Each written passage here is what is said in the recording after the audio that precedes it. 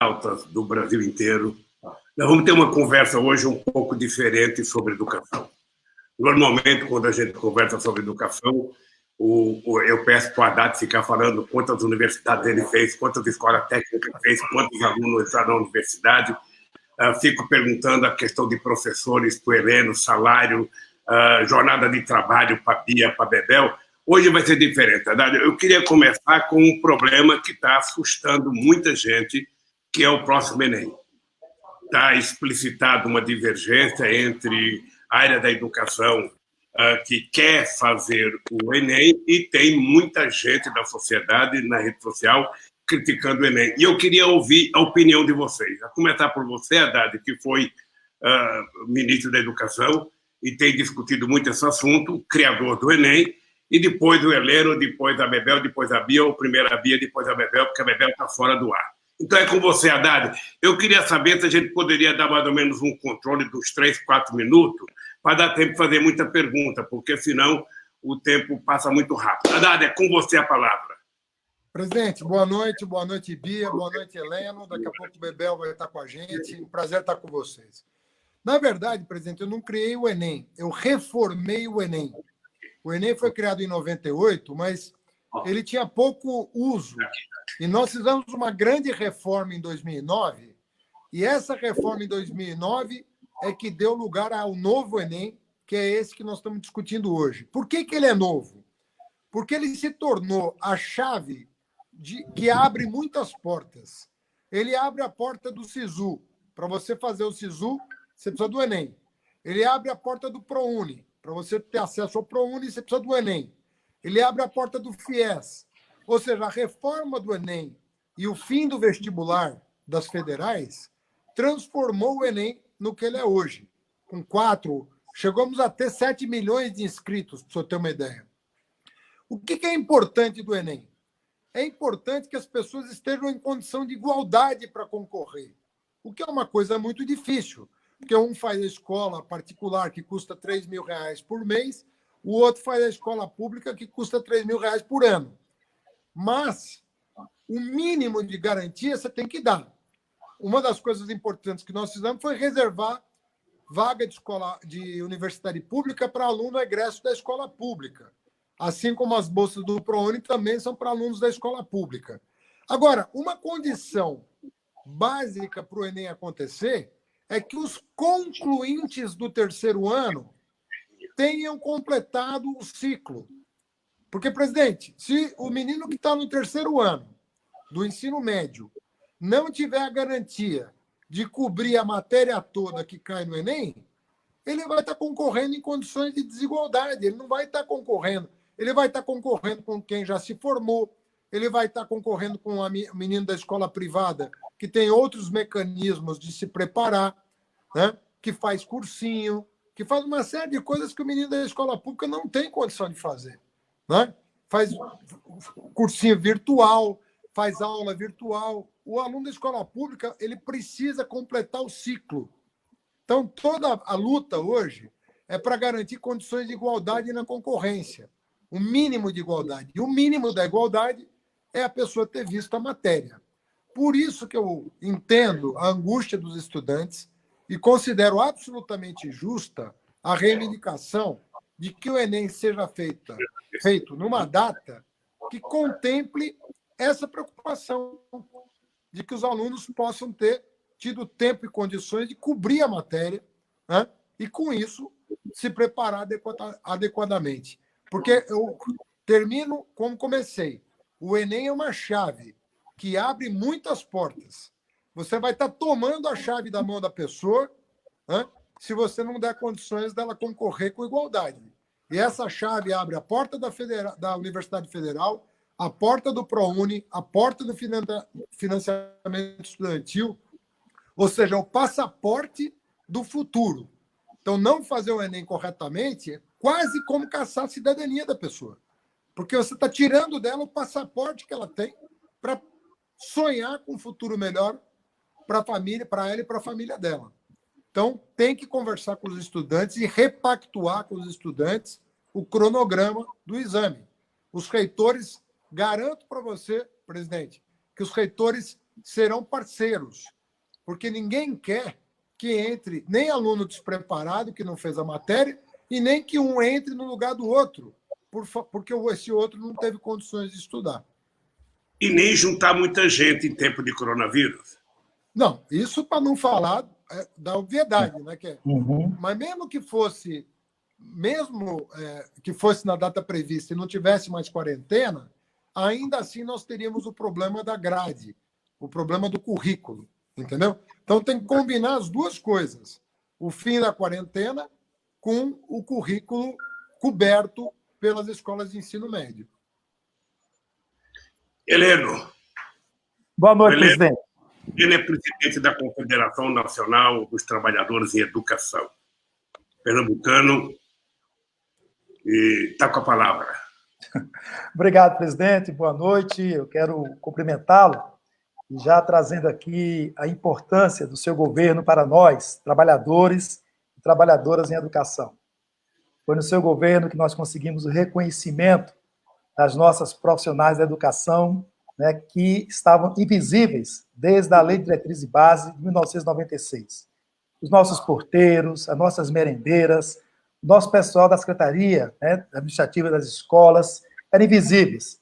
E, no seu período, nós conseguimos dar visibilidade a esse conjunto de trabalhadores tão importante para a educação básica brasileira. Comentar minha querida Bia Bebel, que está chegando aí, está entrando, que nos representa no Parlamento, em Minas Gerais e lá em São Paulo, e ao ex-ministro Fernando Haddad. Dizer, ministro Fernando Haddad, que a CNTE está sendo muita falta do período, né, do governo do presidente Lula, ser como ministro da Educação, onde tínhamos um diálogo permanente, um diálogo constante, construindo políticas importantes para o conjunto dos trabalhadores em educação e também debatendo a gestão democrática tão necessária, né, para construir um plano nacional de educação e políticas importantes para a educação. E esta política que o ministro Haddad acabou de nos relatar e trazer, né, a importância do Enem para a nossa juventude, presidente Lula, nós temos pleno acordo.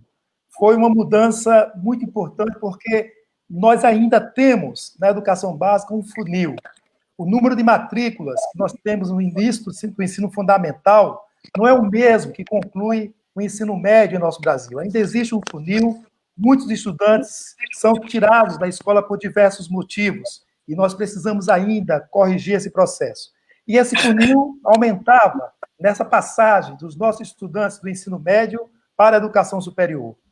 Os vestibulares eram fábricas de dinheiro por cursinhos que os nossos alunos de escolas públicas, os mais pobres, os negros, tinham acesso por conta dessa disputa desigual de acesso ao ensino superior. E o que o ministro Haddad acaba de nos falar, de fato, é essa chave, essa possibilidade dos alunos das escolas públicas, que atendemos 80% da escola pública, dos nossos alunos matriculados na educação básica, estão na escola pública, tiveram aí a oportunidade de ter acesso à educação superior. Por isso que é um instrumento, uma política que foi aprimorada e importante e deve ser mantida. O que é que nós estamos reivindicando enquanto CNTE, junto com o movimento estudantil, junto com outras entidades da educação? É o adiamento do calendário de aplicação das provas, pelos motivos que o ministro Haddad já nos relatou.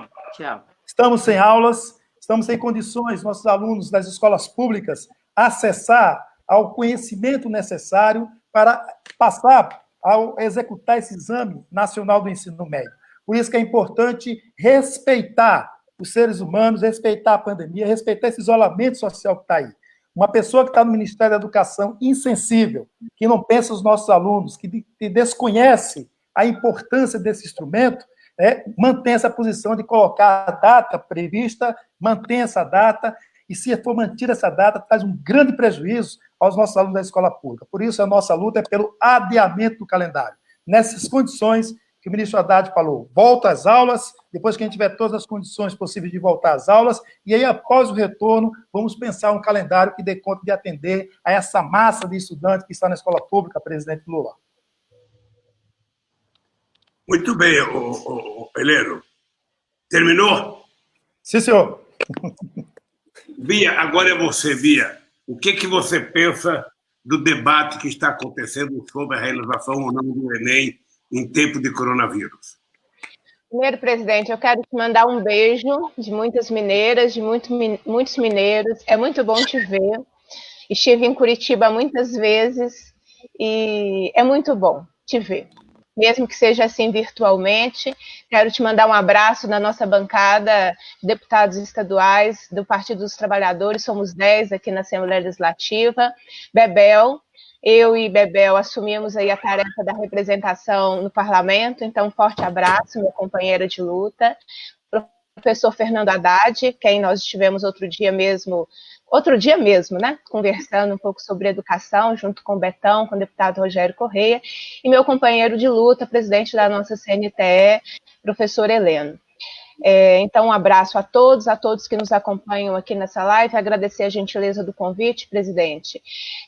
Eu quero dizer que aqui na Assembleia Legislativa de Minas Gerais, por iniciativa minha, como presidenta da Comissão de Educação, e também uma iniciativa do vice-presidente da comissão, que é também do Partido dos Trabalhadores, professor Betão, nós apresentamos requerimentos que foram aprovados.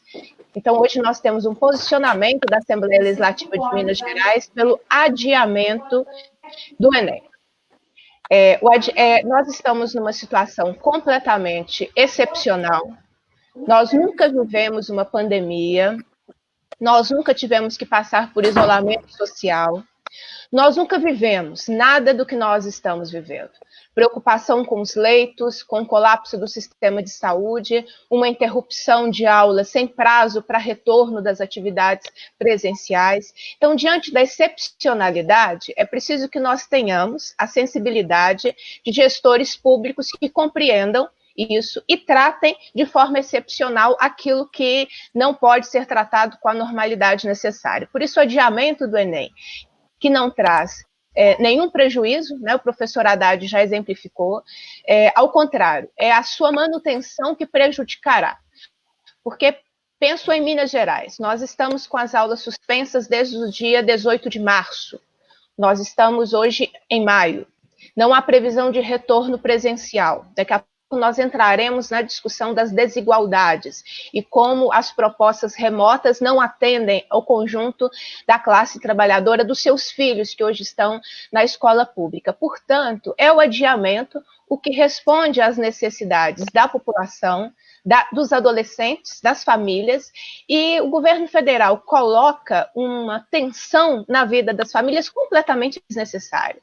Nós deveríamos estar fortalecendo o isolamento social, fortalecendo condições, o fortalecimento do SUS no enfrentamento a essa pandemia, cada um fazendo a sua parte para que nós possamos superá-la e não mais uma tensão nas famílias. Eu vi a propaganda do MEC, ela é um assinte. Ela é um tapa na cara de todos nós. Estude como puder, faça como puder. Isso não é direito à educação. Não é estude como puder. O Estado tem que promover o direito à educação e por essa promoção é que as oportunidades elas se tornam iguais. Então, por isso é o adiamento do Enem, é que nós tivemos essas iniciativas e um posicionamento já votado por requerimento da Assembleia Legislativa de Minas Gerais pelo adiamento. Muito bem, Bia. Bebel, a palavra está com a professora Bebel. Bem, vocês estão me ouvindo bem, né? Acredito, agora. Tudo bem. Bom, peço desculpas, porque eu estou aqui em Pedro. Quem conhece Águas de São Pedro é um buraco mesmo, e tudo é muito difícil em termos de acesso digital, é muito difícil, embora esteja tão perto de São Paulo. Mas eu quero cumprimentar o senhor, presidente Lula, por ter promovido este encontro virtual para discutir a educação. Acredito eu ser um dos temas bastante... eu acho que ele se encontra junto com essa dureza que nós estamos enfrentando, que é a educação, porque ela vem sendo atacado junto com a saúde. Educação e saúde têm sido as duas politicamente atacadas. A Jornal 95 confirma isto, né? Eu cumprimento também você, Helena, pelo trabalho brilhante que tem feito à frente da NTE, a nossa Confederação Nacional dos Trabalhadores e Educadores. Tenho orgulho ter como presidente, né? E acho que sim, vamos conseguir fazer um grande projeto aí de enfrentamento, né, contra essa vergonha que está com relação ao encaminhamento que está sendo dado na educação brasileira, para a educação brasileira. Bia, meus parabéns, ainda pessoalmente conversamos na comissão, né, de presidentas das comissões de educação, das Assembleias Legislativas do Brasil, para debater o Fundeb, né, que é o Fundo de Desenvolvimento da Educação Básica, e que tem dia e data para acabar, que é dezembro agora de 2020. E eu vou falar assim, o professor, o ministro e todos os nomes que ele tem e carrega consigo, né, Fernando Haddad, a quem nós temos grande apreço, né, e esperanças também para nos ajudar nessa caminhada. Eu quero dizer o seguinte, o que eu acho do Enem, primeiro, discutir o Enem, né, nesse contexto do coronavírus, da Covid-19. Eu acho um desrespeito. Eu acredito que nós estamos lidando com vidas, com o direito, né, à vida, com a necessidade da sobrevivência, sobretudo, com a necessidade de ter um sistema de saúde que atenda esses 164 mil, né, que estão infectados e os mais de 11 mil que já morreram, né? Eu acho um desrespeito, eu acho que está invertida a pauta. Primeiro nós temos que ter vida para depois a gente pensar no que a gente vai, né, tratar com relação à juventude, aos alunos, aos estudantes que vão fazer o Enem. Eu acredito, ministro Fernando Haddad, que a injustiça já do se vire com a educação à distância, ou com o que você puder fazer, tá certo? Ou se vire por si só, já é uma desigualdade. Sabemos perfeitamente que os alunos e alunas das escolas públicas básicas dificilmente têm acesso à rede de internet, computador. Um ou outro emprestado, e mesmo assim, com isolamento social, tem dificuldades. No meu sindicato, nós tiramos uma posição contundente contra a realização do Enem, atrelado até com a posição da CNTE, né? Porque nós entendemos o seguinte, não dá para fazer o Enem se não tem aquilo que é o essencial, que é, no mínimo, que nós estamos falando, é da Base Nacional Comum Curricular, ainda que de forma torta, não dos nossos sonhos, ela tem que ser nacionalmente igual para todos. A Base Nacional Comum Curricular. O que é a Base Nacional Comum Curricular? São aqueles componentes curriculares que não pode faltar nem para o menino do Acre, nem para o menino de São Paulo, nem para o menino de Minas, nem para o menino de Pernambuco. Não pode faltar.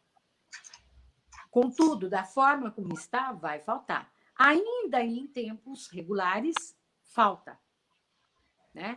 Imagina agora da forma, né, sem a possibilidade do contato direto e dialógico que se exige de uma aula para ser trabalhada com os estudantes, para preparar, ainda você impor a prova do Enem, ainda que de maneira virtual. Então, total discordância, né? Acredito que nós devamos, Heleno, fazer esse movimento com a UNE, com a UBS, né? Para que a gente, de fato, não deixe esse Enem acontecer, porque ele será a maior exclusão educacional que este país já viu, mesmo considerando a ditadura militar, porque lá já estava dado. Aqui não, aqui tem uma situação contextual e que está sendo desrespeitada. Então, esta é a posição minha, senhor presidente. Muito bem, Daniel. Haddad, agora tem um problema, Haddad, que você vai responder para a mãe de aluno de escola pública. Ou seja, nós estamos com um pequeno, grande problema para resolver, que é o seguinte. Nem todas as crianças em tempo de coronavírus estão tendo o mesmo tratamento. Tem crianças que têm internet, tem crianças que têm computador em casa de alta qualidade, tem escola particular que está dando um tipo de aula, tem escola pública que está dando um tipo de aula, e tem escola, sabe, que não está dando as aulas tal como é necessário ser dada. A pergunta que eu faço é o seguinte, Haddad, se você hoje tivesse uma função importante de mando no Brasil, eu não vou falar que você fosse ministro da Educação, se você fosse presidente da República hoje, Haddad, que tratamento você estaria dando à educação, sabe, pública, às crianças pobres que não têm internet, que não têm acesso? Eu vou te contar um caso aqui que é um verdadeiro. Eu anotei aqui porque eu telefonei para a pessoa para perguntar. Tem um menino de 7 anos, que está, uma criança que está na 3ª série, ele recebeu o primeiro material de lição, dia 22, recebeu pelo celular. Ele tem que mandar imprimir. São 40 páginas. Já custa dinheiro, e nem todo mundo tem dinheiro. Era para devolver dia 30. Ele devolveu, e era para receber a nova tarefa, a nova lição. Ele não recebeu dia 5 de maio, só dia 11. Ele tem que entregar até o final do mês. Ele tem que imprimir outra vez, é mais dinheiro. Da sala dele, de 24 alunos, só 11 conseguiram receber e imprimir, porque tem dinheiro, porque tem celular. Nem todo mundo tem. Então, a pergunta que eu faço é aqui, como é que você estaria cuidando para que todas as crianças, em tempo de coronavírus, pudessem estar tendo uma aula adequada, uma aula decente, para que ele não perca o ano letivo de 2020? Bom, presidente, as condições de ensino no país são muito desiguais. Conforme o senhor salientou, tem gente que tem o privilégio de poder frequentar uma escola paga, com toda a infraestrutura que a tecnologia moderna oferece, e realmente a tecnologia oferece. Nós estamos aqui por isso, né? Nós estamos aqui falando com milhares de pessoas, de cada um da sua casa, de bairros diferentes, cidades diferentes, e podíamos estar dando uma aula aqui pela internet, e essas pessoas estariam ouvindo uma aula. Eu dou aulas pela internet, a minha esposa dá aulas pela internet, a minha filha, que está numa universidade pública, tem aulas pela internet. Mas essa não é a realidade, nem de todo jovem, e muito menos das crianças, que aí a coisa aperta. Então, o que você teria que fazer? A primeira coisa que o ministro deveria fazer, o ministro da Educação, seria chamar os secretários de Educação, né, dos estados, para definir protocolos de atendimento às crianças de 2 pontos de vista. Né? Primeiro ponto de vista, segurança alimentar. Porque talvez as pessoas não saibam, mas tem gente que se alimenta na escola.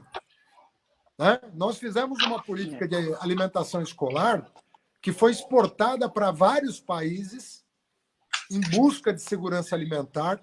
O meu presidente do FNDE serviu às Nações Unidas durante anos, transferindo tecnologia desenvolvida no Brasil para garantir alimentação escolar de qualidade e segurança alimentar para as crianças.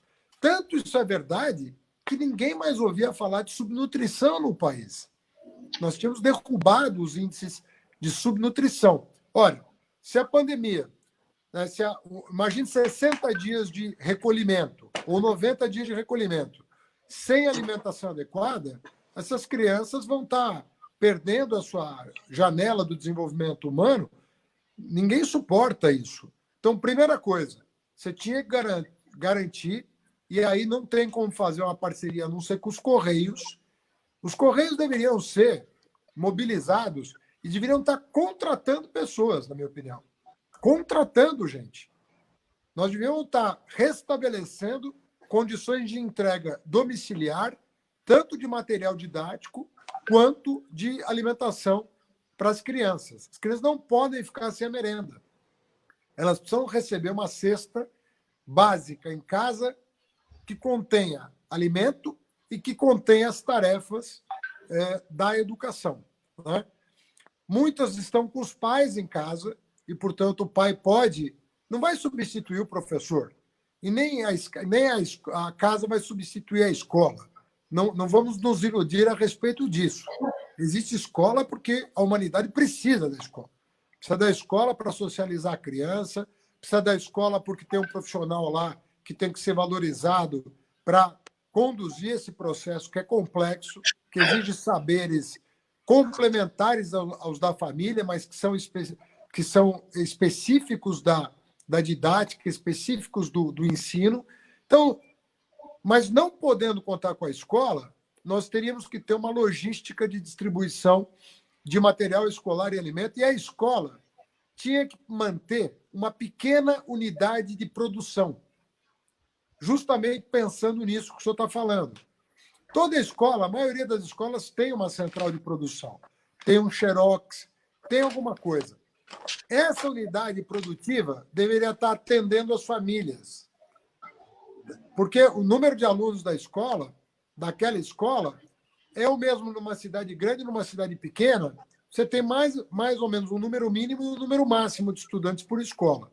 Você teria que manter uma unidade produtiva de impressão de materiais, né?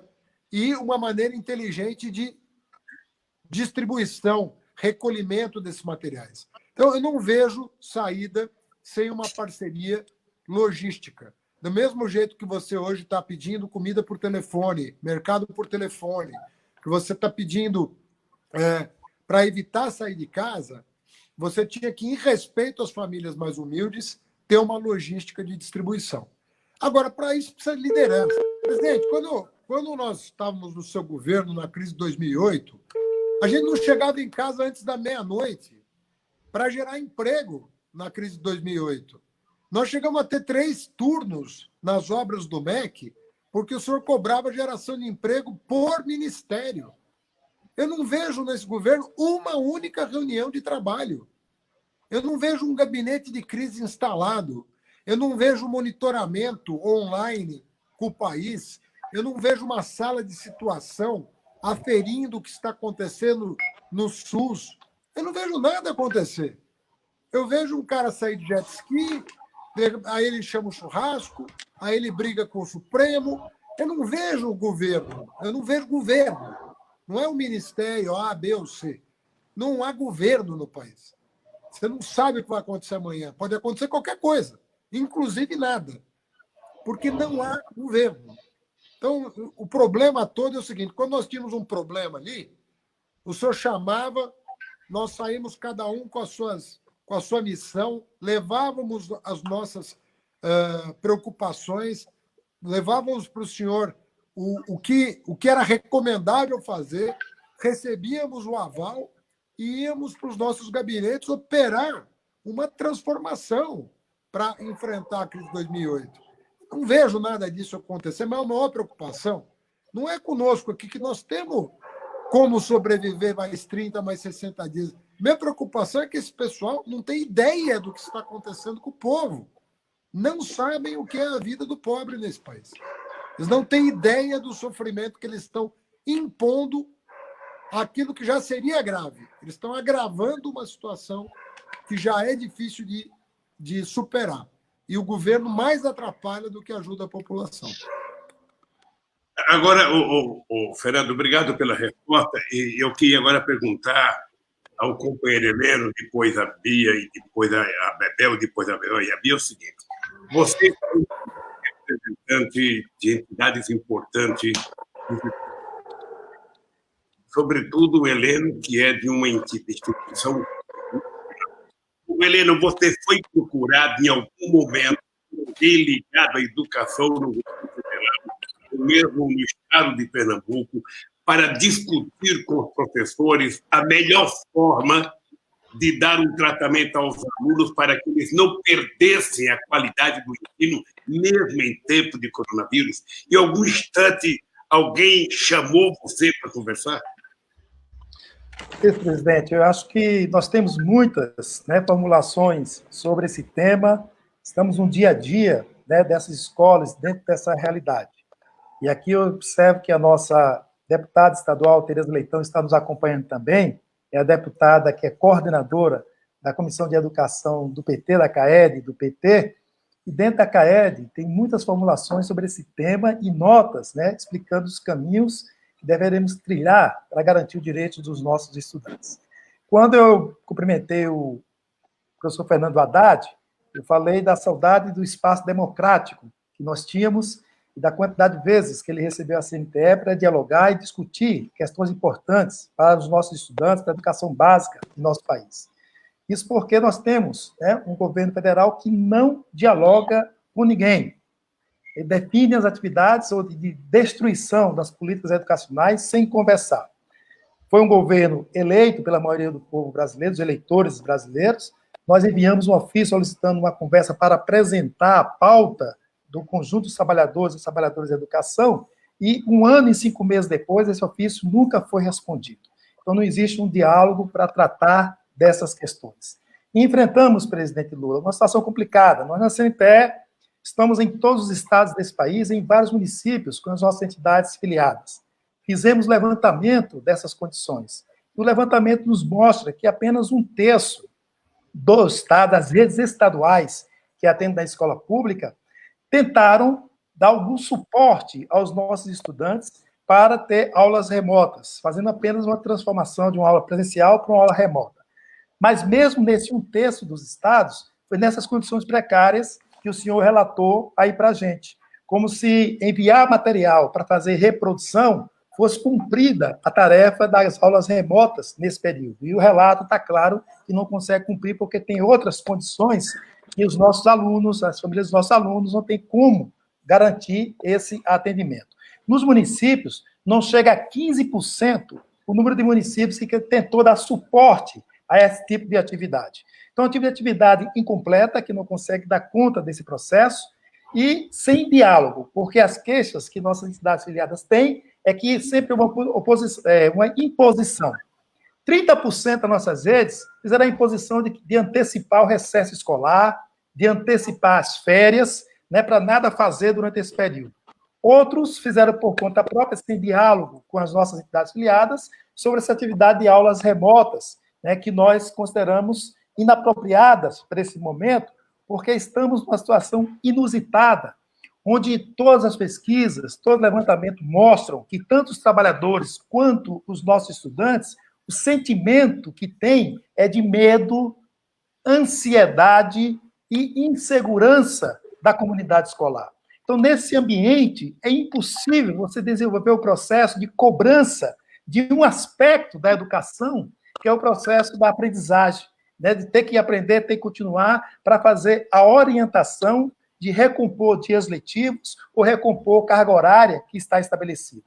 Nós estamos num momento inusitado, diferente, que nunca passamos por isso, e mais do que nunca, temos que ter a paciência, a tranquilidade, o entendimento do sentimento que passa por toda a população, que estamos observando a cada dia, e dentro dessa população está lá os trabalhadores da educação, os nossos estudantes, os bilhões de pobres e pessoas que vivem na extrema pobreza, os seus filhos, suas filhas, são os nossos estudantes, são os nossos alunos. E é importante ter essa clareza, essa realidade.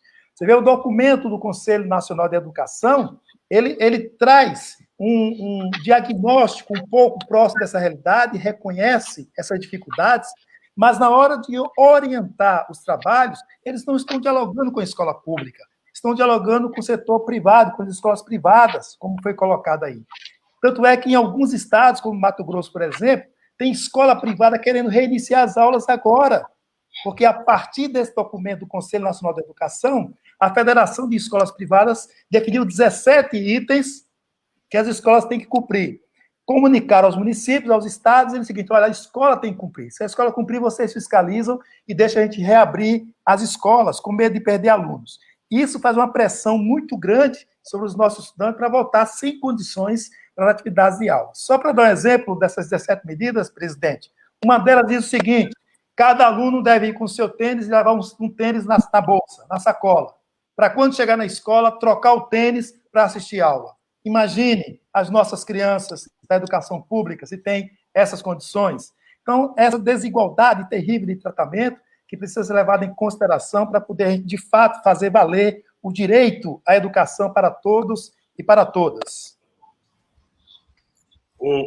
Obrigado, Heleno.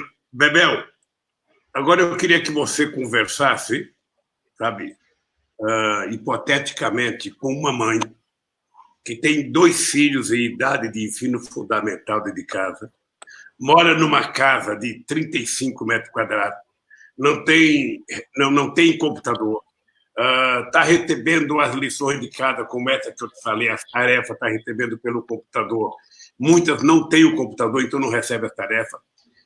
Eu queria saber qual é o que a PUESP, ou você como educadora, pode falar para essa mãe não perder a esperança de que o filho dela não vai perder o ano, de que o Estado, não sei se você tem conversado com o Dória, com o secretário de Educação do Dória, o que fazer para que essa criança volte para a escola e a mãe tenha a certeza que essa criança não vai perder 2020.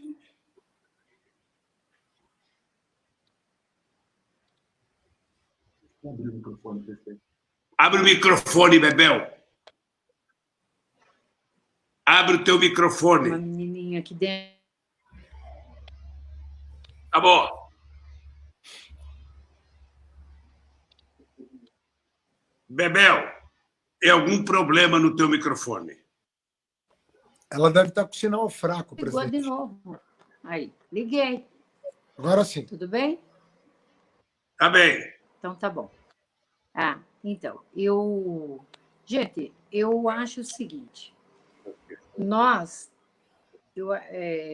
acho que a questão da gestão democrática, propriamente dita, né, essa coisa que a gente veementemente bate e rebate diuturnamente, que os secretários da educação, os gestores, os coordenadores, os diretores de escolas, eles não têm estado abertos, claramente está dito o seguinte, nós vamos implantar da forma como está, né? E não tem chororô, não tem, nós vamos fazer de conta que os 200 ou as 800 horas vão acontecer, né? E vamos fazer essa modalidade aí à distância para acontecer. Pois bem, pensar nessa possibilidade. O que eu conversaria com a mãe desse aluno, para que esse material, né, que os alunos têm que receber para fazer em casa, enfim, para fazer... Primeira consideração, presidente, é que os pais dependem, de certa maneira, da escolaridade de seus filhos. Eles dependem, né? Mesmo aqueles que passaram pela escola pública e que, sei lá, concluíram em educação básica, foi até ensino médio, eu afirmo para o senhor o seguinte, nós tivemos um momento muito lá atrás, da era em 2000, né, que veio aquela aprovação automática que empurrou todo mundo. Esse é o pai dos nossos alunos hoje. E é esses que estão sendo chamados, na verdade, a acompanhar a escolaridade de seus filhos, acompanhar as tarefas, acompanhar as aulas, né, que estão aí na rede digital. Eles estão sendo chamados a fazer isso. Presidente, eu estou convencida de uma coisa. Eu nunca tive tão convencida, mas hoje eu estou convencida. Eu fiquei pensando, bom, eu não topo EAD. As tecnologias de informação e comunicação, presidente Haddad, eu acho que, para mim, é a maior conquista da humanidade. Esse é um ponto de partida. Vamos separar as coisas. Mas transformá-la num fim, ao invés de um meio, isso, para mim, é a inversão daquilo que é para ser bom para a juventude. E eu estou convencida de que, se não tem possibilidade desse conhecimento chegar a cada um dos alunos das escolas públicas, se não tem como acompanhar a aula, meu Deus, a rádio, ela é um instrumento de radiodifusão extremamente potente, porque pega as classes populares.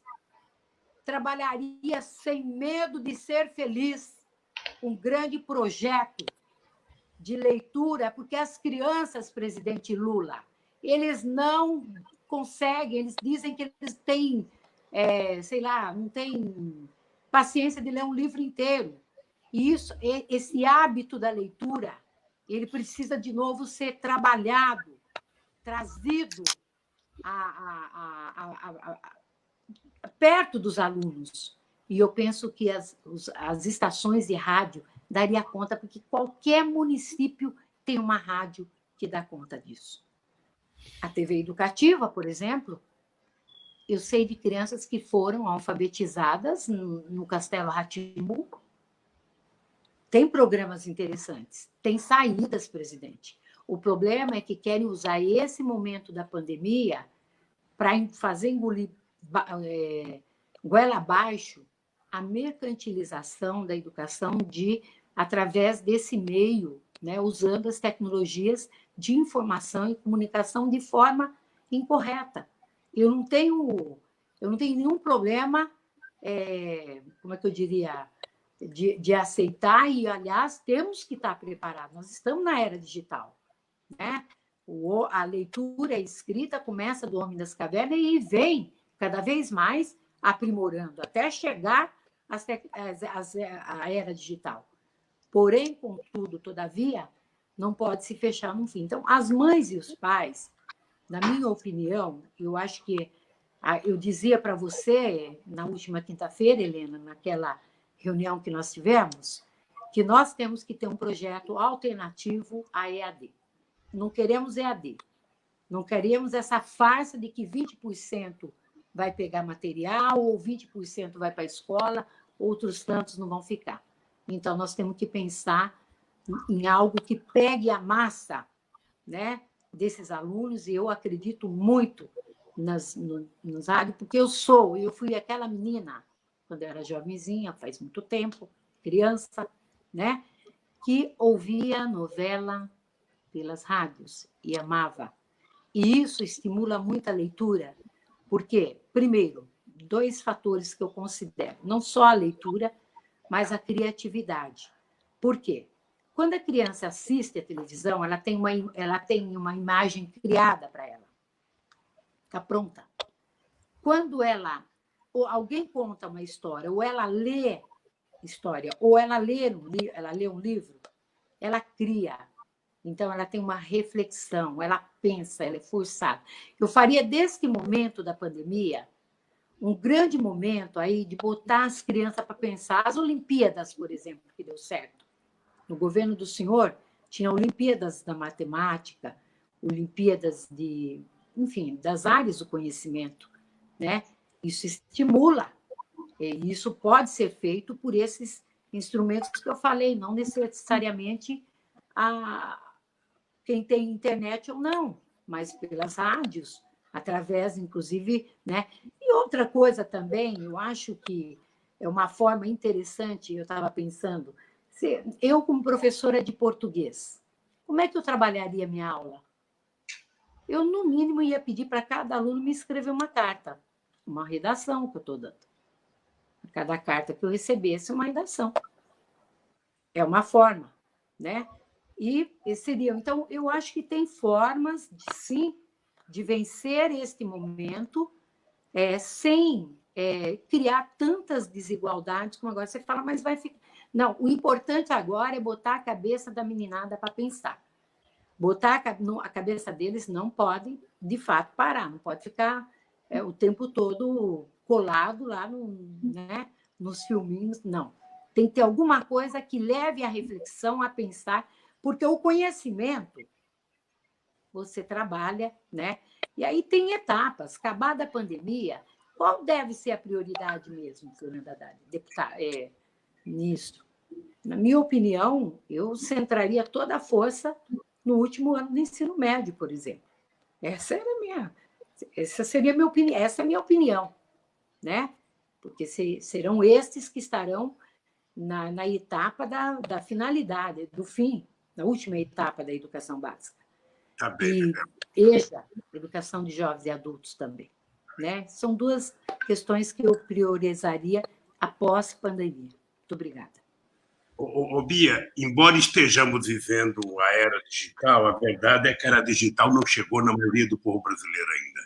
Tem muita gente espalhada por esse país que não consegue ter um celular moderno, que tira fotografia, que filma, que manda aquele monte de coisa. Tem um monte de gente que não tem computador.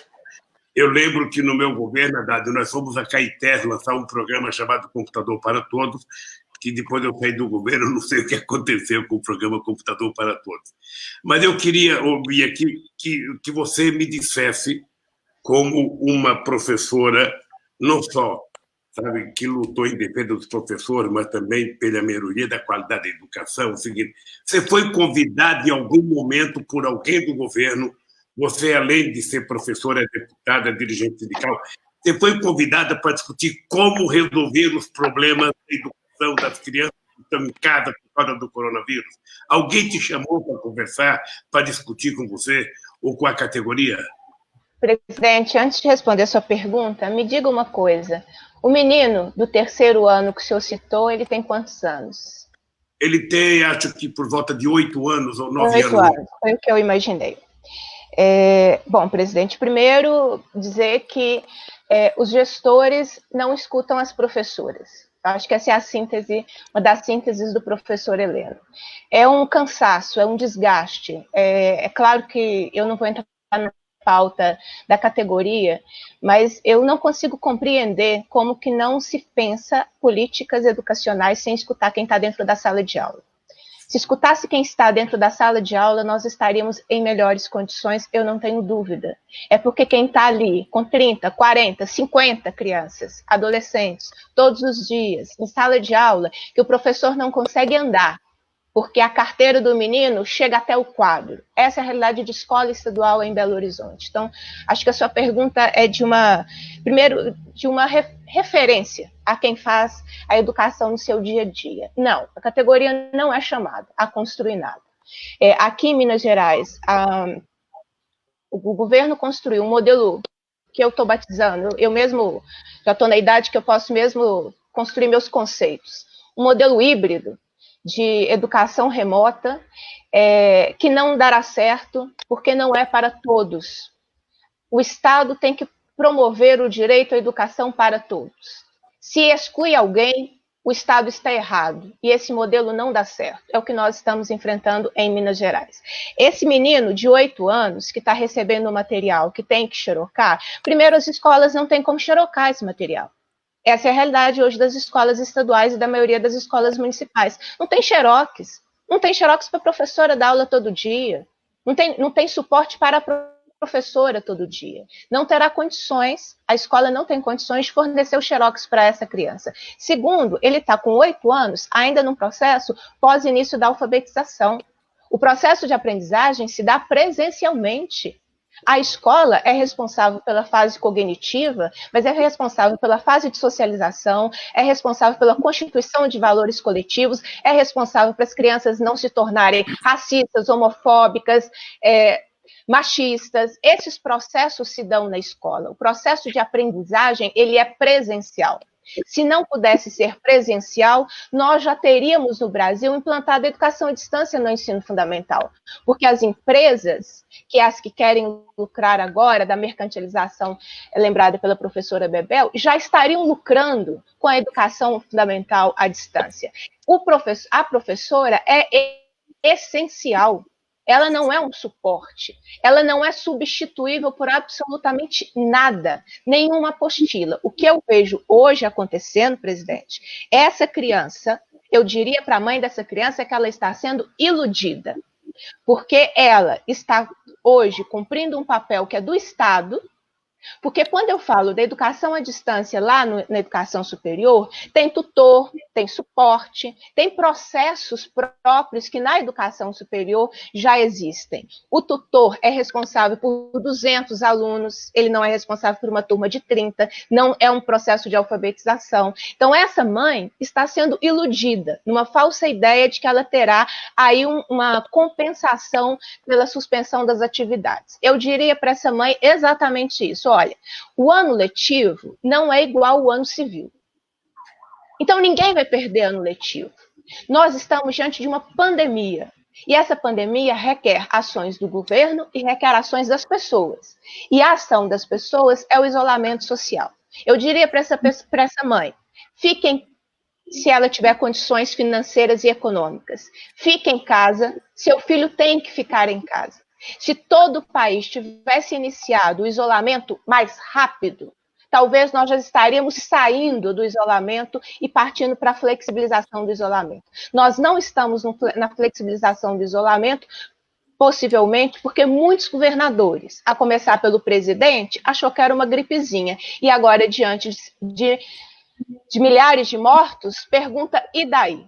Eu acho que eu diria isso para essa mãe. O ano letivo não está perdido, porque quando a flexibilização do isolamento social puder ser feita e quando as atividades escolares puderem ser retomadas, é preciso reorganizar o tempo escolar. O tempo escolar pode ser reorganizado, desde que a professora não tenha morrido de Covid, desde que o aluno não tenha morrido de Covid. Então, a gente precisa, de fato, preservar a vida. O problema é exatamente essa desigualdade que o senhor apontou. Aqui em Minas Gerais, quase 50% dos lares não tem computador. 1/4 dos lares não tem computador porque ninguém sabe mexer com a internet. São dados do IBGE, não são dados fabricados por ninguém, é pelo IBGE. Uma pesquisa específica sobre internet. 1/4 dos lares não tem internet porque ela é cara. E entre pagar o gás, pagar a comida e pagar a internet, essa mãe vai fazer o quê? Ela vai pagar comida, ela não vai pagar uma internet. O Estado, a gente tem que tomar um cuidado, porque o Estado começa, vários governos estaduais e municipais começam a transferir a sua responsabilidade de educação para a família. Isso aí é educação domiciliar, não é direito à educação. Não é a mãe, o pai, que tem que ficar 7, 8 horas por dia, porque esses são os relatos de quem recebe material em casa. Quem disse que as atividades que estão sendo dadas remotamente na escola particular estão cumprindo a tarefa da aprendizagem? Estão cumprindo uma função muito provavelmente em relação ao cliente que paga o boleto em detrimento de um processo de aprendizagem. Então, essa criança de 8 anos, ela terá aprendizagem no processo presencial, com outros colegas, numa sala de aula, com a professora ou com as professoras. Então, este é o momento de uma excepcionalidade e, portanto, não adianta forçar qualquer tentativa de normalizar o ano. O ano vai ser garantido, porque o ano letivo não é igual ao ano civil. Quando o isolamento social não puder ser flexibilizado, eu estou repetindo, pela importância do debate do isolamento, vamos repactuar. Tudo precisa ser repactuado, presidente. Nós não estamos em condições normais. Então, essa criança precisa ter o direito a completar o seu processo de alfabetização. Quem faz esse diagnóstico é a professora, é presencialmente, não é remotamente. E o problema em relação aos correios, por exemplo, que poderia ser uma alternativa de entrega de material, é quebra de isolamento. O pai, ao buscar material, que aí é um outro aspecto da educação, das aulas remotas, aqui em Minas Gerais, uma das alternativas desse modelo híbrido é buscar material na escola. Tem quebra de isolamento, gente. Eu recebo fotos de redes municipais, Heleno, que já estão entregando material, os meninos vão em grupo, as famílias vão em grupo, sem máscara. Ou seja, um processo de contaminação. A escola, por si só, é um lugar de aglomeração. Eu estava falando dos Correios, é porque eu me lembrei que eu aprovei um requerimento aqui na Assembleia de que o Correio sequer estava fornecendo, professor Haddad, equipamento de segurança. não tinha máscara, não tinha álcool em gel para esses trabalhadores nesse cotidiano também. Então, eu diria isso, presidente, para não me estender mais do que eu me estendi aí no processo. Esse processo de aprendizagem na educação básica, ele é presencial, não há substituição a ele, e a gente não pode se enganar numa ideia de substituição, mesmo que temporária. A gente precisa, presidente, a gente precisa forçar o governo... Deixa eu te pedir uma licença. Eu vou ter que entrar numa live do Fábio Porchat agora, e eu queria só dizer o seguinte... Manda um beijo para o Fábio. Esse suporte que eu me referi não é dia letivo que eu estou sugerindo. Entregar comida, entregar alimentação escolar na casa das crianças não substitui o dia letivo. O que eu estava fazendo referência é que tem criança que não está comendo por falta de merenda. E que não vejo mal nenhum em você criar um... Oi. Você sabe que eu criar um... Oi, desculpa. Para você exatamente porque o Estuquinha está me mostrando aqui o horário, dizendo que o Haddad vai ter que sair. Eu ia fazer a pergunta para você, mas eu estou aprendendo uma coisa nessa entrevista, Haddad, é que é mais fácil a gente dar resposta do que a gente perguntar, porque na pergunta a gente não consegue controlar o tempo da pessoa, fica aqui olhando. Eu falei, mas deixa eu só me despedir dizendo isso, presidente. Eu acho que o Estado tem a obrigação de dar suporte às famílias que têm crianças pequenas, o que inclui, na minha opinião, material didático-pedagógico e alimentação escolar. Isso não substitui o dia letivo. A hora que você voltar para a escola, você vai voltar e vai ter que repor os dias letivos que não foram dados. Isso não se choca com você dar o suporte. Aqui, alguns municípios no estado de São Paulo estão pedindo para os Correios, mediante convênio, entregar a merenda escolar. É um kit que a família recebe, porque a criança não está comendo, ela recebe na casa dela o kit com alimentação para que ela tenha os nutrientes necessários para repor em condições adequadas tanto do ponto de vista proteico quanto do ponto de vista de carboidrato. Não vejo problema nenhum em mandar livros para as crianças lerem. Não vejo nenhum problema um pai que está em casa ler um livro para o seu filho, um livro de história, ou fazer o que a Bebel falou, mandar uma redação para o seu professor. Isso não é dia letivo. Dia letivo são os 200 dias previstos na LDB, que isso prevê a criança ir para a escola, na frente de um professor com seus colegas, ter o dia que ela tem direito por lei. Isso é um dia letivo. Isso não tem nada a ver com um período excepcional em que a criança tem que receber em casa, no mínimo, 2 coisas, na minha opinião. Ela tem que receber material de suporte, pode ser livro, pode ser o que for, e tem que receber alimentação. Não vamos confundir a questão da aula presencial, que tem que acontecer, com 60, 90 dias excepcionais, que as crianças não podem ficar simplesmente trancadas, sem comida e sem material para trabalhar, seja um livro, seja um brinquedo, seja uma coisa de suporte. Isso não substitui o dia letivo. Eu não sei se houve uma confusão aí em torno do que a Bebel e eu falamos, mas de maneira nenhuma, acho que ninguém está defendendo aqui que a casa substitua a escola, como a Bia sugeriu. Presidente, eu vou ter que... Eu vou te liberar, mas eu quero que você saia com uma dúvida, porque você vai falar muito de educação nesse país ainda. Deixa eu lhe falar uma coisa. O problema é que, cada vez mais, fica patente que nós temos 2 Brasis. Tá? E ele está hoje colocado no coronavírus. Esse coronavírus vai chegar nas pessoas mais pobres, vai chegar nos lugares mais desprovidos de qualquer proteção. E você sabe que no Brasil o pobre não é tratado como ser humano, o pobre é tratado como número. Né? A minha preocupação é que, se a gente não estiver disposto a brigar em defesa desses alunos que estão dentro de casa, que não têm possibilidade O pai não sabe mexer na internet, o pai não sabe mexer nas coisas, o pai não sabe ler, o pai não tem condições de informar, de ajudar na educação. Porque uma coisa é um pai de classe média, uma mãe que tem um curso universitário, que pega o filho e vai educando o filho, sabe, que pode ser o professor do filho.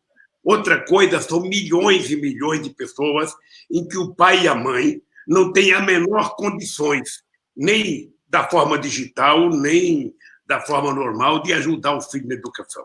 Esses vão chegar no final da crise do coronavírus, Deus queira que ele termine logo, sabe? Mais desinformados do que uma outra parte dos brasileiros que tem possibilidade.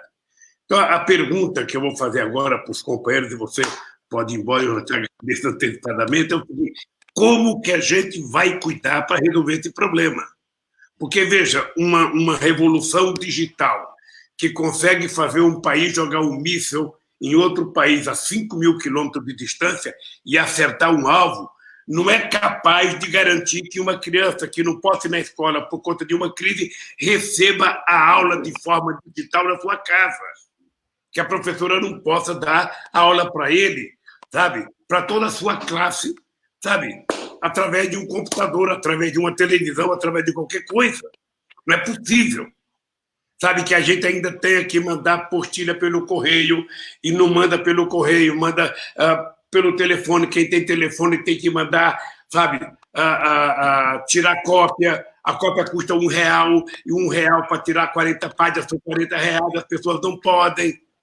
Sabe? Então, é esse o problema que vai se apresentar.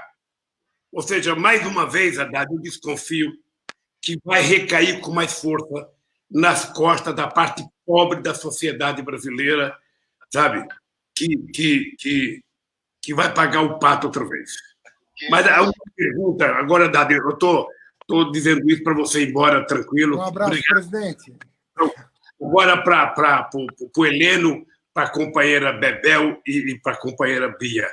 É o seguinte, Bia, pode ser que daqui a 20 dias ou 30 dias a gente tenha a notícia de que as crianças vão voltar para a sala de aula. Eu não sei se vocês já têm um modelo de algum país que as crianças têm voltado e que tipo de garantia essas crianças têm que ter para voltar para a aula, que tipo de garantia tem que ter o professor e, junto com os professores, as pessoas que trabalham na escola, para garantir que essas crianças voltem, tenham aula normalmente, os professores tenham, sabe, toda a proteção, as crianças toda a proteção. Se vocês conhecem algum país que já tenha voltado e que vocês possam ter como modelo que tipo de garantia tem que ter professores, alunos e a comunidade, sabe, das escolas para voltar à normalidade. Pode comentar com você, Heleno. Vamos lá, presidente. Presidente, nós aí estamos sendo acompanhados pelo todo o Brasil e os nossos companheiros da Internacional da Educação para a América Latina também. Então, o Brasil todo e os países da América Latina, da educação básica e superior, estou mandando aí um forte abraço para você, muita firmeza, muita dureza aí, para poder a gente enfrentar esse momento difícil. Nós estamos fazendo um debate amplo pela Internacional da Educação. A Internacional da Educação começou a fazer um debate com a OMS, a Organização Mundial da Saúde, está debatendo com a Unesco, porque aqueles países que já tiveram a pandemia lá atrás, mais tempo que a gente, estão aí tentando, né, sair do isolamento e buscando as condições de retorno para as aulas. E nessas condições, tem os critérios definidos. Nesse documento da Internacional da Educação, que aponta aí as diretrizes para dar os encaminhamentos, procedimentos necessários para garantir as condições fundamentais para iniciar esse retorno. A Internacional da Educação aponta 5 eixos que são importantes nesse processo. O interessante, presidente, o primeiro eixo é o diálogo social e político. É o debate que nós fizemos no bloco anterior. O primeiro eixo é esse, é o diálogo social e político. É conversar, né? Além do eixo de apoiar os profissionais da educação, confiar no profissionalismo dos educadores e das educadoras. Isso que a Bia e a Bebel também reforçaram para a gente na perspectiva desse retorno. Então, esses procedimentos, esses eixos estão indicados pela Internacional de Educação a partir do acompanhamento no mundo de retorno de algumas aulas, e dentro desse documento aponto 6 itens recomendados pela Organização Mundial da Saúde, que para esse retorno vai ter que ter uma estrutura diferente da qual nós não conseguimos ter, infelizmente, aqui no Brasil. O retorno tem que dar, na sala de aula, um distanciamento entre os alunos, o que já é um complicador para nossas escolas, porque nossas salas são apertadas, a quantidade de alunos são grande nas escolas, e não temos espaço, muitas vezes, presidente, de fazer uma aula em círculo, porque não cabe, né, dentro daquele espaço que nós temos para atividade de aula. Os equipamentos, né, de segurança necessários, né, em termos de máscara, mais de uma por dia naquele horário do turno, fazer a medição se o estudante está com febre ou não está com febre para testar na aula, fazer um acompanhamento permanente durante as aulas para que o aluno que sinta qualquer sintoma seja retirado para poder verificar o que está acontecendo. Então, quando a gente faz a leitura desse guia que a Internacional da Educação está colocando à nossa disposição para pensar, debater, discutir em cada país onde tem as suas entidades filiadas, nós observamos que aqui para o Brasil está mais distante. Até porque, quando pegamos os dados do INEP, né, o Instituto Anísio Teixeira de Pesquisas, verificamos que ainda, presidente, infelizmente, ainda em nosso Brasil, tem escola pública que não tem água, tem escola pública que não tem energia. Em muitas escolas, nós não temos a pia, né, para poder lavar as mãos nesse processo. Então, como lidar, né, com essa situação, com esse momento, para garantir uma segurança de retorno para toda a comunidade escolar? Nós estamos com o encaminhamento dentro da CNTE do Fora Bolsonaro. E por quê? Porque encontramos uma pessoa que se encontra no Ministério da Educação, que no começo da pandemia, né, faz a insistência de manter as aulas funcionando, dizendo que o FNDE iria liberar recursos para que as escolas pudessem comprar álcool gel, comprar guardanapo, comprar tudo que fosse preciso. No final da fala dizia o seguinte: mas esses recursos só vão para as escolas e os sistemas que estiverem em dia com o FNDE. E quando você verifica essas condições, a maioria não estão em dias com prestação de contas com relação ao FNDE. Então, a maioria ficaria de fora de receber esses recursos. Então, um jogo terrível contra o nosso povo, que depois vem o ministro colocar ainda essa insistência. Quando ele se mostra essa pessoa insensível de não alterar, né, o calendário do Enem, foi o primeiro ponto de debate aqui nosso, é que ele está insistindo nesse retorno para as escolas, insistindo nesse retorno com um discurso terrível, né, um discurso copiado dessa pessoa que está na presidência da República, por isso queremos que ele saia imediatamente, de que muitos serão contaminados, 40 mil vão morrer, mas isso faz parte. E essa ministra da Educação, presidente, chegou a dizer que esses 40 mil, a maioria são idosos, desrespeitando o conhecimento humano dessas pessoas idosas que são tão importantes para as novas gerações em nosso país, que têm um conhecimento de leitura de mundo, do tipo da forma como Paulo Freire nos ensinou e trouxe. Pode não ter o conhecimento escolar, pode não ter a exigência que hoje se coloca de ter que saber matemática ou a língua portuguesa, mas tem leitura de mundo, tem conhecimento, e esse conhecimento dessas pessoas são o poder mais importante para novas gerações. Por isso, não podemos aceitar essas pessoas que estão aí descontrolando a população brasileira, impedindo, né, que a gente consiga salvar mais vidas em nosso país, para depois, sim, tentar retornar à situação de normalidade, que não será tão assim, mas ela só pode ser retomada se tiver todas as condições necessárias para garantir a segurança dos trabalhadores, dos estudantes e das suas famílias, que tenham tranquilidade para dizer: meu filho vai para a escola, eu tenho certeza que lá ele está lá seguro, porque lá tem as condições para atender essa demanda. Enquanto isso não existir, nós temos que ficar em casa e não aceitar de nenhum prefeito, de nenhum governador, o retorno das aulas enquanto não tiver as condições adequadas para o nosso retorno, presidente. Muito bem, Heleno. Ô, Bebel, me diga uma coisa, o que você está pensando, junto com os professores de São Paulo, fazer para garantir a segurança dos professores e dos alunos quando o governo tomar a decisão de voltar à aula? Bem, presidente, eu acredito que a primeira medida, né, eu acho que eu tenho claro o seguinte: não é qualquer crise sanitária. Essa é sem precedentes. E, junto com toda a problemática da educação, também entre os nossos alunos, nós vamos ter alunos que perderam familiares, né? Então, até um suporte psicológico vai ser necessário. Eu acredito que não pode ser uma volta para a escola, tipo, abriu o portão, todo mundo entrou e sentou. Não. Tem que ter um preparo primeiro com as famílias, né? Acho que o conselho tem que tomar diretrizes, o conselho de escola. Esse é o que eu acho, né, Helene, um pouco de que você falou, que é da participação e a discussão política, porque, veja bem, um dos eixos centrais, você tem que trazer a família exatamente porque ela, a família, é que tem que ajudar na sustentabilidade de garantir a ida dessas crianças para a escola com segurança. Mas a grande questão ainda mais importante é que todas as escolas do estado de São Paulo elas sejam higienizadas.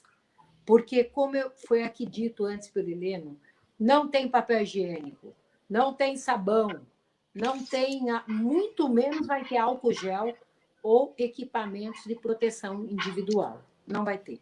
Tá? Se não tem o básico que os professores fazem vaquinha para ter, quanto mais essas questões que eles consideram que custa caro, né? Então, acredito que o conselho de escola tem que ser o grande formulador, né, de como essa volta tem que se dar, e quando a volta se der, não poderá ter mais que 20 alunos por salas de aula. Porque, veja bem, nós convivemos num clima de 40 a 45 alunos. Superlotação de salas de aula. Um pouco, eu acredito que o distanciamento social também vai se dar. Mesmo 20 é muito, mas já a sala já dá uma largada. Depois tem que ter a garantia, né, de como o projeto político-pedagógico vai se reorganizar. O tempo e o espaço escolar.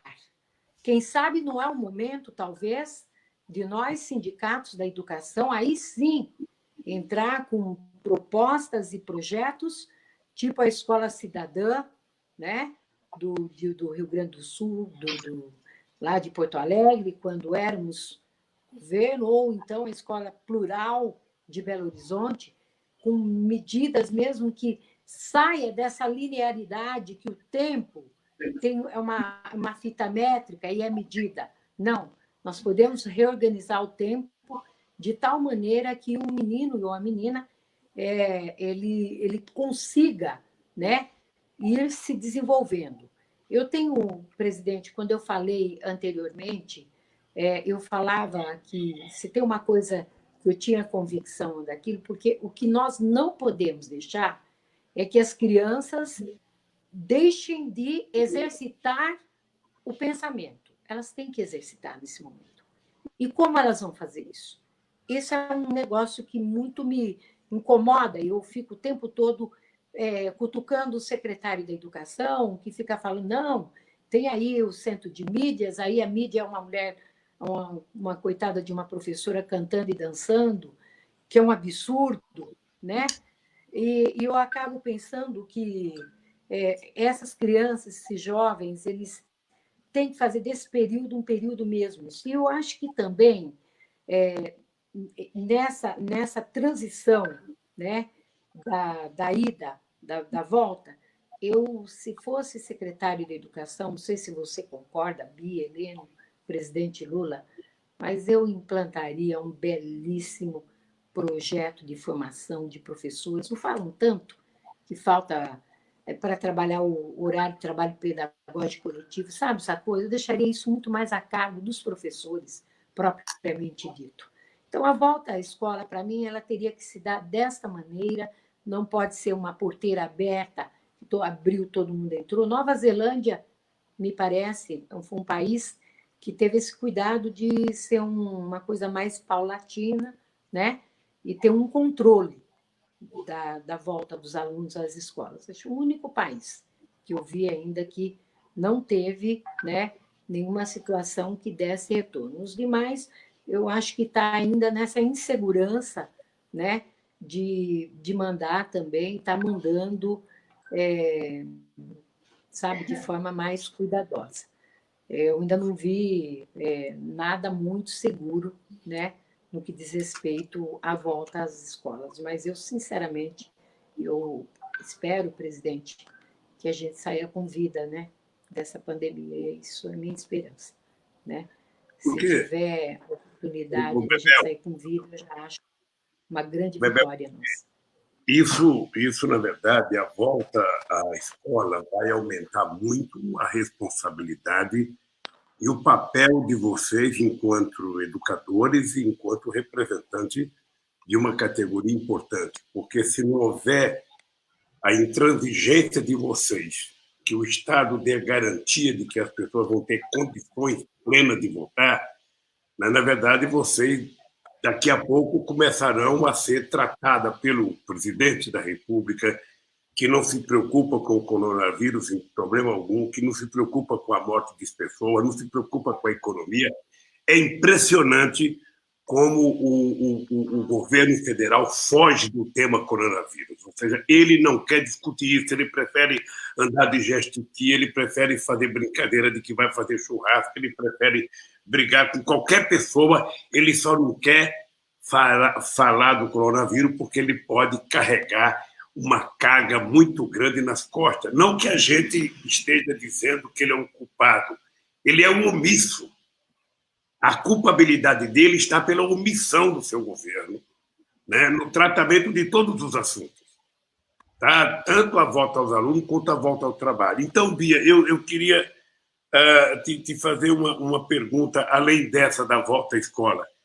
Você, por acaso, não acha que o excesso de liberdade que as mães e os pais deram para poder suportar, sabe, a energia da molecada, a liberdade que deram por a utilização do videogame, ou seja, não traz um prejuízo ou ajuda essas crianças? Bem, presidente, por partes, então. O que fazer quando o governo decidir a volta às aulas? Aqui em Minas Gerais, nós constituímos, a partir de uma iniciativa minha, da SBPC e da Fiocruz, um grupo que se chama Inteligência Coletiva.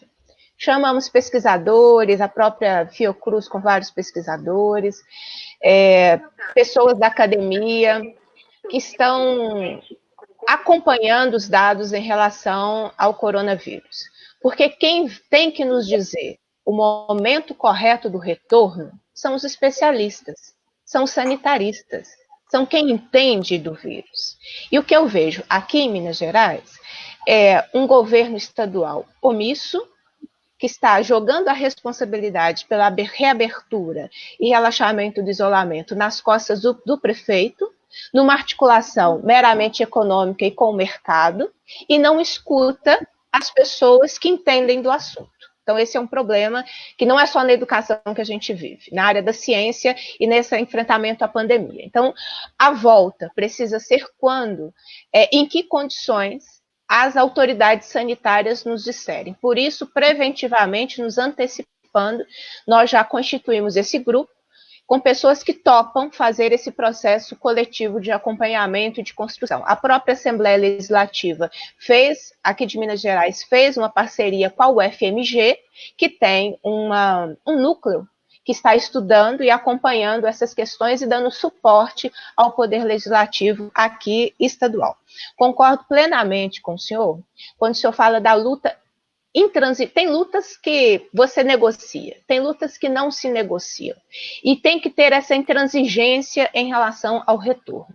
Foi exatamente pensando nisso que o Sindiúti Minas Gerais, em abril, impetrou um mandato de segurança contra a ação do governo do estado, que queria, em abril, fazer o retorno dos profissionais em educação. Era um retorno de 50 mil no dia 14, 50 mil profissionais, e na semana seguinte, dia 22 de abril, 150 mil, que seriam os professores e as professoras. E aí, o Tribunal de Justiça, exatamente nessa leitura que o senhor está dizendo, disse não. Suspendeu a ação do governo e essa liminar permanece do dia 15 de abril até o momento, exatamente porque o Estado não comprovou que há condições de segurança à vida das pessoas que estariam sendo convocadas pelo Estado. O Estado ia jogar nas ruas, no transporte coletivo, no convívio com outras pessoas, mais de 200 mil trabalhadores em educação. Então, essa luta intransigente é essa mesmo, e aqui em Minas Gerais ela já está sendo travada desde o mês de abril. Então, acho que esse é um outro ponto. A questão que eu estava terminando a linha de raciocínio no momento que o professor Haddad ainda estava, acho que nós temos duas discussões que nós precisamos fortalecer. É a discussão da segurança alimentar e da renda básica. Abriu uma janela para que nós possamos retomar um debate que já havia sido feito no passado, da necessidade de, no Brasil, se instituir uma renda básica mínima. Essa situação emergencial, as dificuldades concretas que o povo está passando, as filas na porta da Caixa, tudo isso tem nos demonstrado que passou da hora do Brasil discutir renda básica.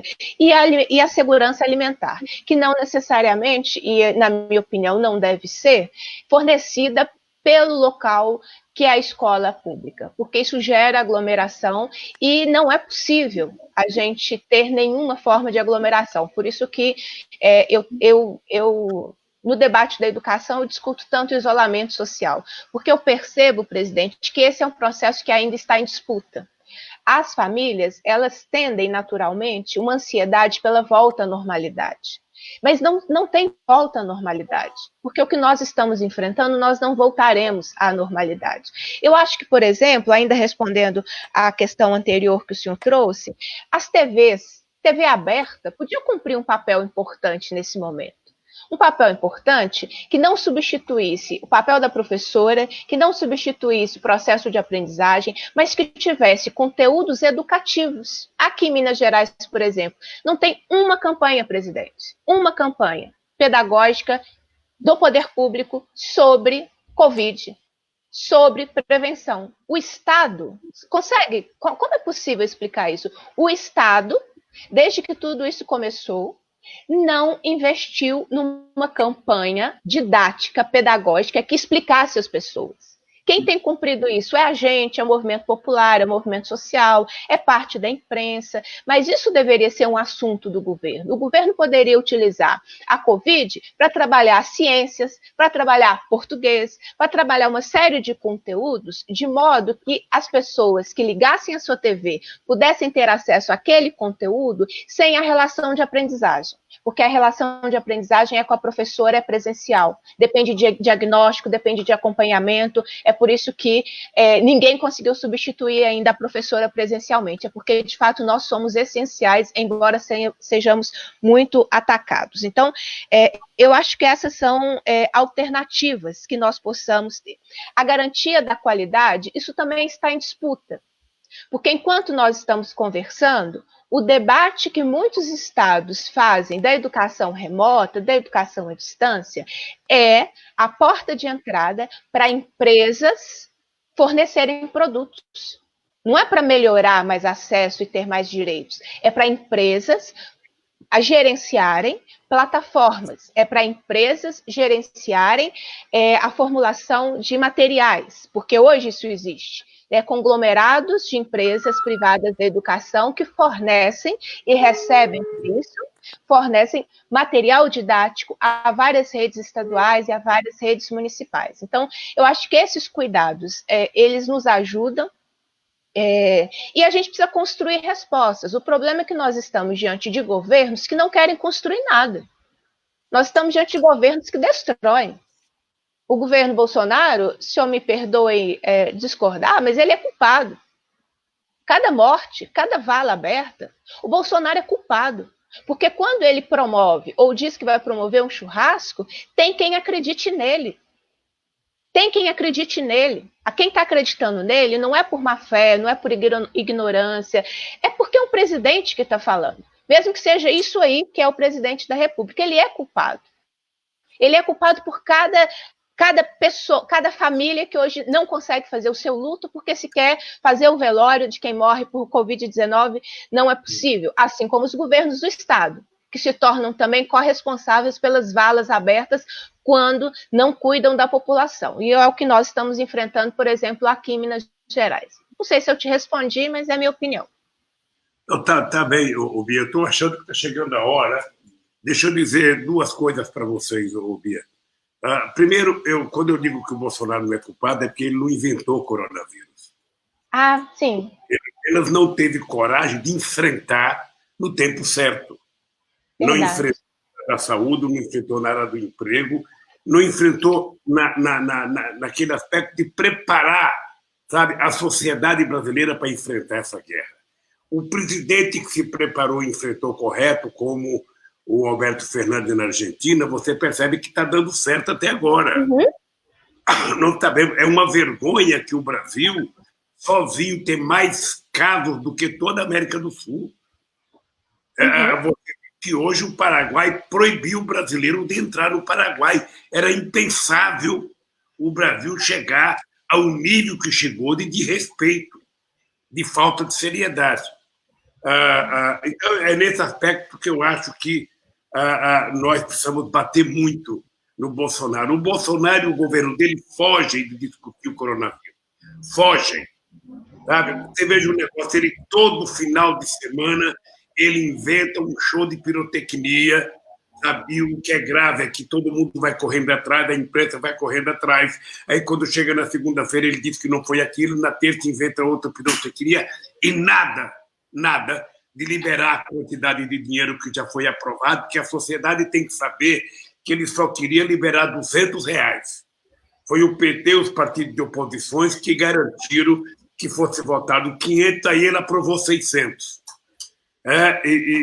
Veja, aí até agora tem muita gente se queixando que não recebeu, e pessoas que têm que se humilhar para receber, quando ele poderia já ter liberado Loteca, Correio e todos os bancos para liberar esse dinheiro logo, para as pessoas não ficarem mendigando um dinheiro que é deles próprios, porque são eles que produzem o dinheiro do governo. A segunda coisa que eu acho extremamente importante é que nós não temos noção de quando isso vai acabar. Né? Nós não temos noção e não será uma coisa fácil, porque, veja, eu tenho feito uma live com os ministros da saúde do PT, e todos eles disseram que não há previsão de vacina. Não há previsão, sabe, que daqui a um ano se encontre uma vacina. Pode ser, mas até agora não há previsão. E nós temos que ter coragem de afirmar que o melhor remédio contra o coronavírus é o isolamento. É ficar em casa. É cada um cuidar do seu. A mãe que adora o filho, a mãe que está incomodada com o barulho do filho, ela tem que saber que a garantia de vida do seu filho é ele ficar em casa. Ele não voltar para a escola sem garantia. Porque esses dias eu tive uma briga eu estava dando uma entrevista para o Ceará e os empresários estavam fazendo uma pressão para o governador fazer o comércio voltar a trabalhar. Eu pedi para o governador exigir dos empresários se ele daria um documento assinado dando garantia de vida às pessoas. Porque só querer que as pessoas votem e não garantir nada, sabe, não dá para a gente aceitar. Obviamente que tem muita gente em situações difíceis que aceita. Ou seja, uma criança que vive num setor que vive numa família de classe média, que tem uma bela sala, que tem uma bela televisão, que tem, sabe, um quintal grande, que tem um apartamento grande, vive bem. Mas é a maioria das pessoas que estão na escola pública, que moram em apartamento de casa de 35 metros quadrados, 30 metros quadrados, moram em barracos totalmente desconfortáveis. Essa gente está mais agoniada, e para essa nós temos que ter um discurso de que, sabe, por mais que seja duro ficar dentro de casa, é melhor do que a criança pegar coronavírus. Né? A vida dela está garantida se ela não pegar coronavírus. Esse é um trabalho que eu acho que os educadores brasileiros não podem temer. Obviamente que, se fosse outro tempo, a gente já teria feito reunião com os secretários de saúde municipal, com os sindicatos do Brasil inteiro, com a CNTE, já teria feito reunião com os secretários estaduais, já teria feito reuniões com os reitores do IFET, com o reitor das universidades, sabe? Porque somente, sabe, a coesão, sabe, criada por um governo que pensa em democracia, que gosta de democracia, é capaz de garantir uma saída mais rápida. Eu estava com o número hoje que me deram aqui, Bia, Bebel e Heleno.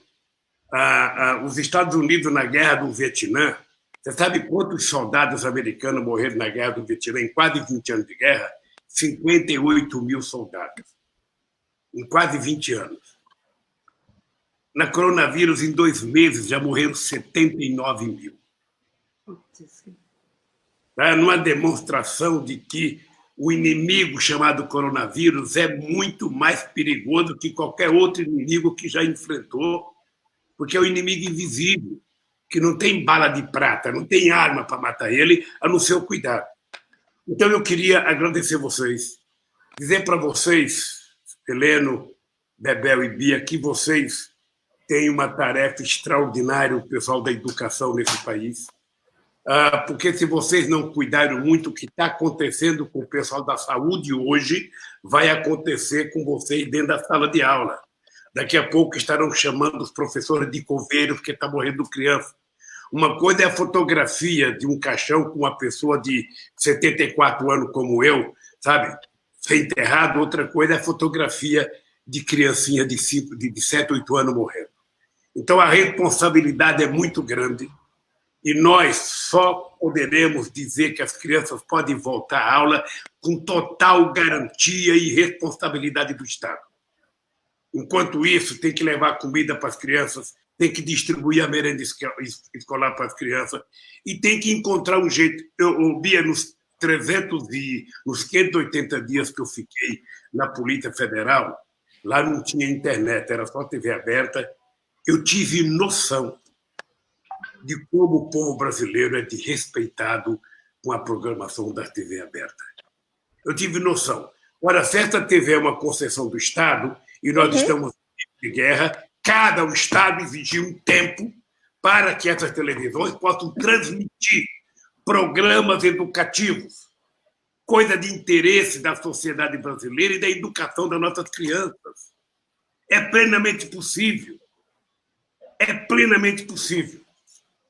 Sabe? Então, eu quero agradecer a vocês de coração e quero que vocês saibam que o papel dos educadores do Brasil é extremamente importante, é muito importante, e eu quero que vocês tenham em mente que vai depender muito da luta de vocês para nossas crianças voltar à aula com garantia.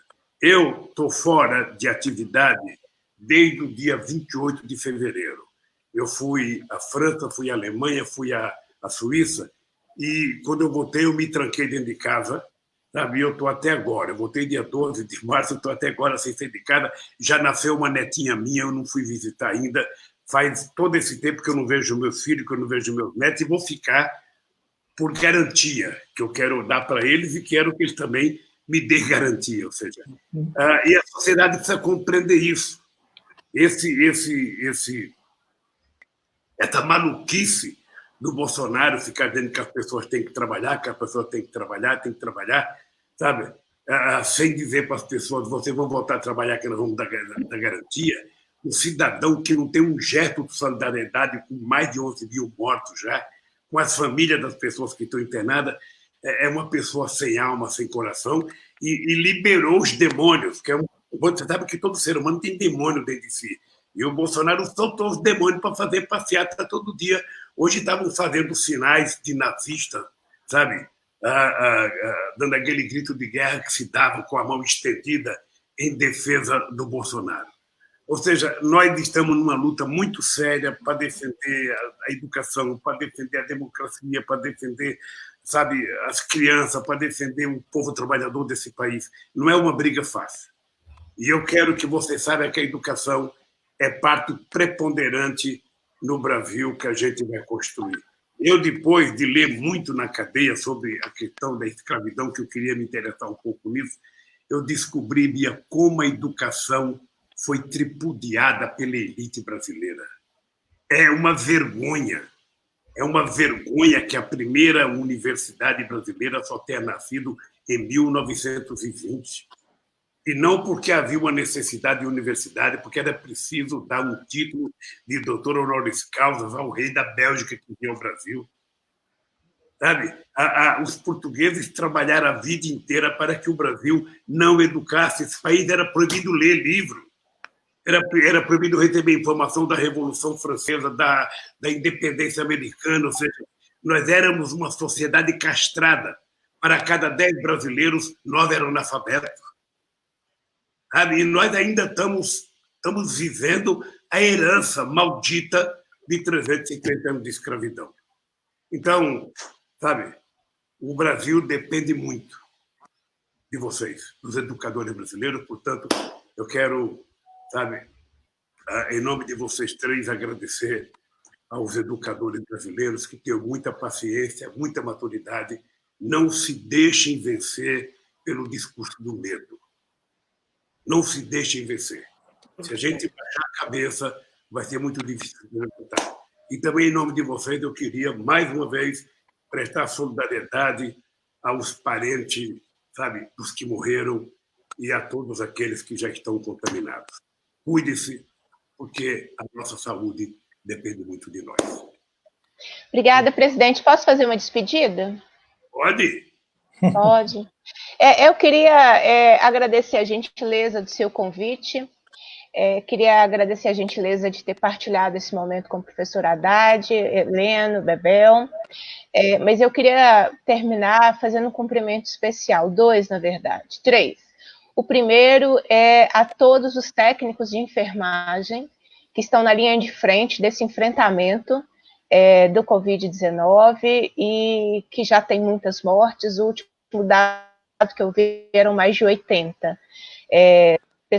Pessoas da enfermagem que morreram exatamente pelo exercício da profissão. Amanhã é o Dia Nacional da Enfermagem, eu queria prestar esse meu abraço solidário e a minha homenagem.